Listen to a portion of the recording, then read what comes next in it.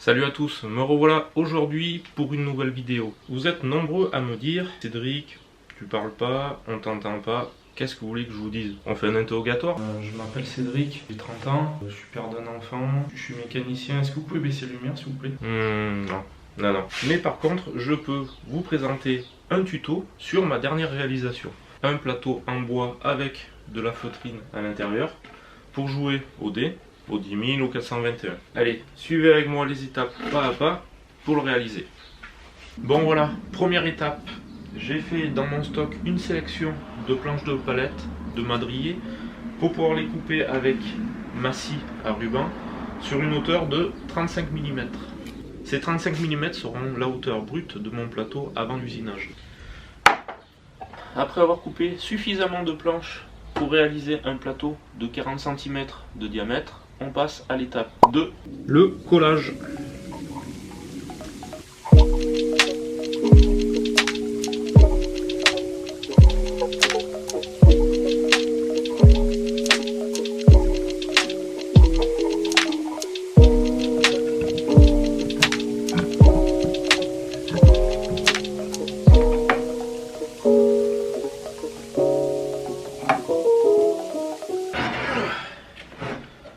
Bon voilà, je viens de terminer le collage, je l'ai mis sous presse. Et maintenant on va attendre 24 heures avant de passer à la prochaine étape.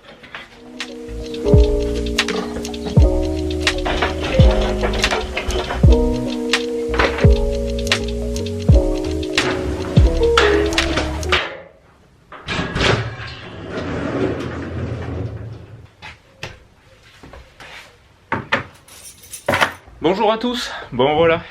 24 heures se sont écoulées et on va reprendre la suite des étapes pour notre plateau. Allez, c'est parti. Étape numéro 1, 2, 3. Étape 3. Une étape un peu compliquée pour moi. Je vais devoir rendre les deux faces parallèles. Alors le mieux serait d'utiliser une raboteuse dégauchisseuse. Je n'en possède pas une. Je vais donc réaliser cette étape avec un rabot électrique et un rabot à main.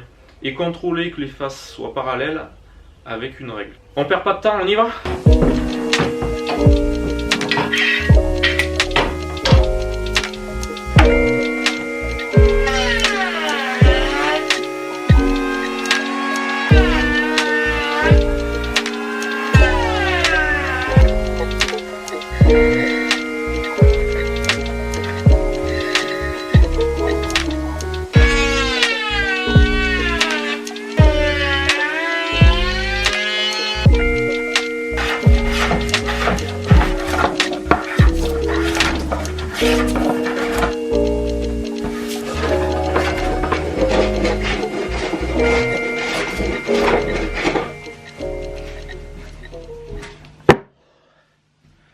Étape 3, check. Maintenant, l'étape numéro 4. On va usiner le plateau. Alors, je vais utiliser une affleureuse. Et à cette affleureuse, je vais associer un guide. Ce qui va me permettre de réaliser les deux diamètres. Le diamètre 40 extérieur et le diamètre 38,5 pour l'intérieur. Pour réaliser ces usinages, je vais utiliser 3 fraises. Une fraise droite de diamètre 6 pour le traçage. Une fraise droite de diamètre 16 pour évider la partie intérieure et une fraise quart de rond avec un rayon de 9,5 pour faire la finition du diamètre extérieur. Je crois que je vous ai tout dit, on peut y aller.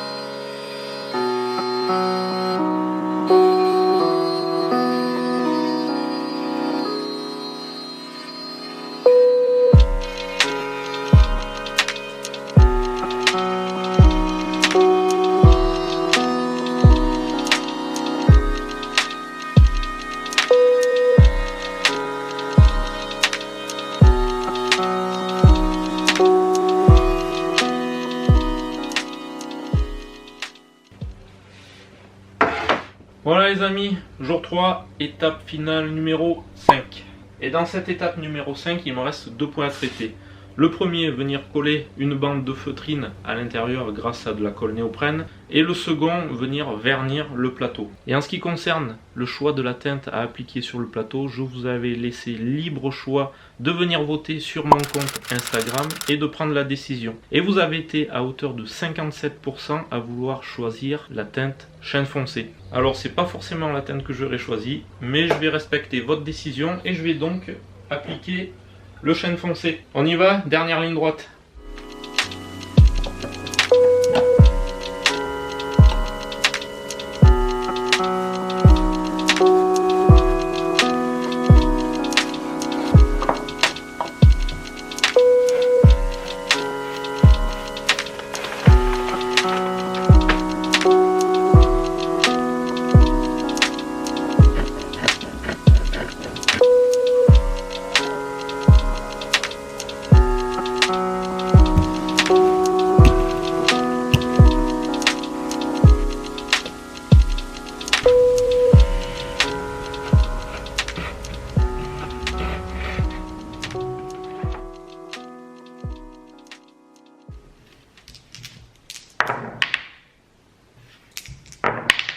« 421 ».